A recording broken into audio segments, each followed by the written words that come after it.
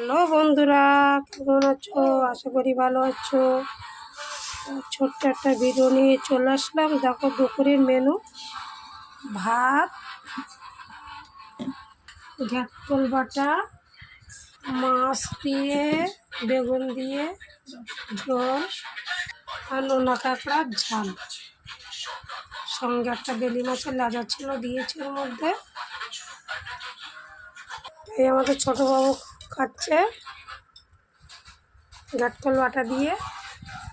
এই আমার মা জননী খাচ্ছে